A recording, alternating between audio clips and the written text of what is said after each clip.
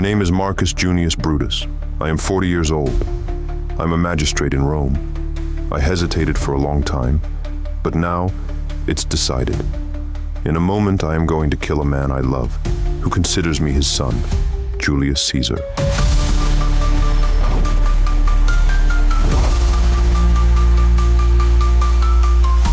The scene we are about to relive is historic. It is March 15th, 44 BC in Rome. Rome is living through a paradoxical period. On one hand, it shines in military and territorial matters. It is a power in full expansion, ruling over vast territories stretching from Spain to Asia Minor and on the verge of becoming an empire. But the Republic itself is faltering. The Senate is weakened because of the power of one man, Julius Caesar.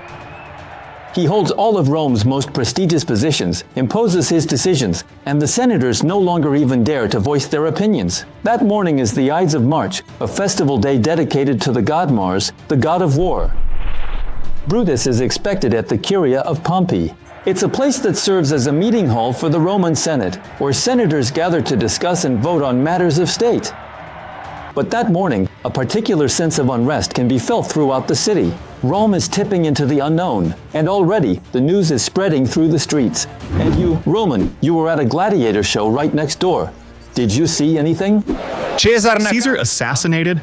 You're the one telling me. But what will become of Rome?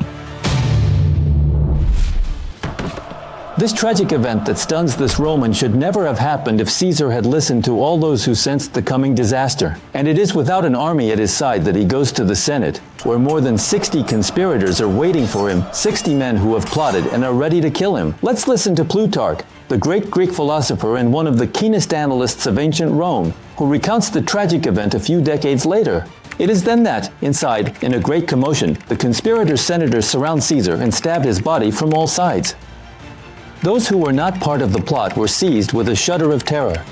Caesar, surrounded on all sides, sees nothing in front of him, no matter which way he turns, but swords determined to strike his face and eyes. Tossed about in everyone's hands, he struggles like a wild beast. When he saw Brutus raise his bare sword, he pulled his toga over his head and let himself fall. There is, in fact, something special about Brutus. Brutus, the only one whom history ultimately remembers from this conspiracy, especially because of Caesar's words, the last he spoke before dying, "You too, my son."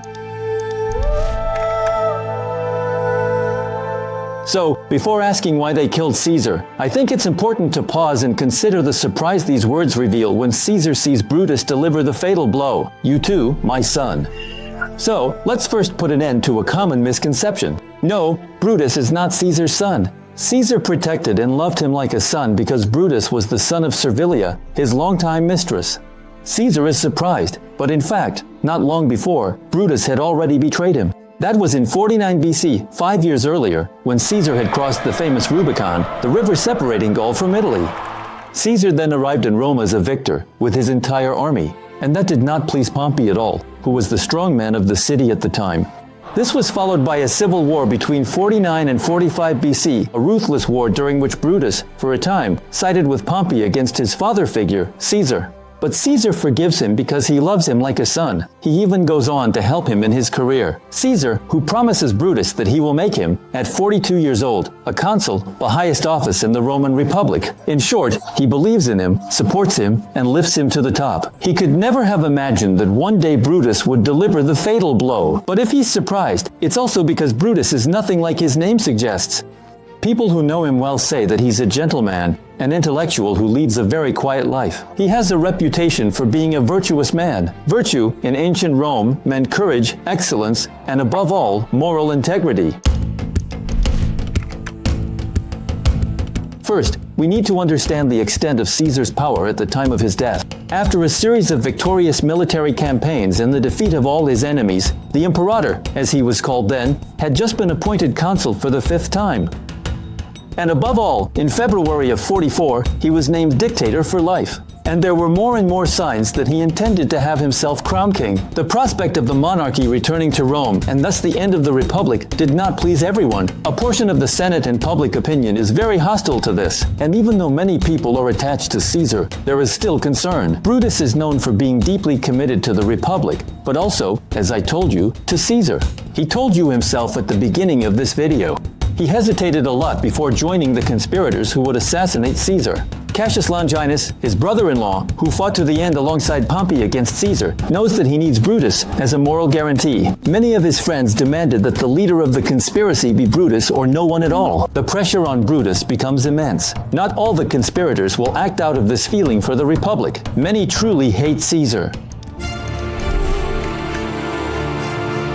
How will the people and the army react to Caesar's murder? Brutus managed to convince the other conspirators not to assassinate Caesar's close associates so that their act would appear noble and moral. They don't want to kill all the men, just one, the one who could destroy the Republic. Very quickly, they have to face the facts. Rome doesn't see them as liberators from tyranny, but rather as criminals. Even worse, some powerful men think that Caesar's death gives them the chance to rule Rome as they please. Two men in particular, Lepidus, who commands the Roman army, and Antony, the consul, a loyal ally of Caesar with whom he fought great battles, especially in Gaul. But soon, they'll have to reckon with a third man that no one saw coming, Octave. The people of Rome actually learn about this 18-year-old young man when, on March 20th, 44, just 5 days after Caesar's death, Julius Caesar's will is read aloud. Caesar names Octavius as his adopted son. It's also revealed that, through this will, Caesar gives the people of Rome, the plebeians, the use of his gardens, and to every Roman citizen, the sum of 75 drachmas. That's a generous amount. It's 3 months' salary for a Roman soldier at the time. This generosity only fuels the Romans' anger against the conspirators. Brutus and Cassius can feel the tide turning. They are sent away from Rome as consuls, the first to Crete, the second to Libya, but their days are numbered. The three men Octavius, Lepidus, and Antony meet for 3 days in Bologna. 3 days to put an end to the Roman Republic. 3 days to seal an agreement, what is known as the Triumvirate. All three of them are granted full powers for 5 years. Officially, it's to restore the Republic, but in reality, it no longer exists. They divide the Roman world among themselves. Antony gets the East, Lepidus gets Africa, and Octavius gets Italy and the West. One of their main goals is to go after Caesar's assassins, especially Brutus and Cassius, and more broadly, all supporters of the Republic. They post a list of those who must die, and anyone has the right to kill the proscribed or turn them in for a reward. In September and October of 42, Octavius and Antony's troops swoop down on those of Brutus and Cassius. The two final battles take place in Macedonia at Philippi. During the first battle, Cassius, mistakenly believing that Brutus has been defeated, kills himself. In the second, let's listen to Plutarch again. When Brutus saw that all was lost, he withdrew into a forest with a few friends. There, he threw himself onto a sword and died. He had said, "Virtue, you were nothing but an empty word. I served you, and you betrayed me." The death of Brutus marks the end of an era, the end of a republican ideal. For the triumvirs, Caesar is avenged, the irony of history. Brutus wanted to save the Republic by assassinating a man who loved it so much, Julius Caesar. But in 27 BC, 17 years after the assassination of Julius Caesar, Octavian became Augustus, the first emperor of Rome. The Republic became an empire. I hope the story of Brutus and the death of Caesar interested you. Don't hesitate to let us know what you thought of this episode. Your feedback is extremely valuable. Also, feel free to tell us if you'd like us to dedicate a video to any of the great moments in history that you're passionate about. See you very soon for a new saga.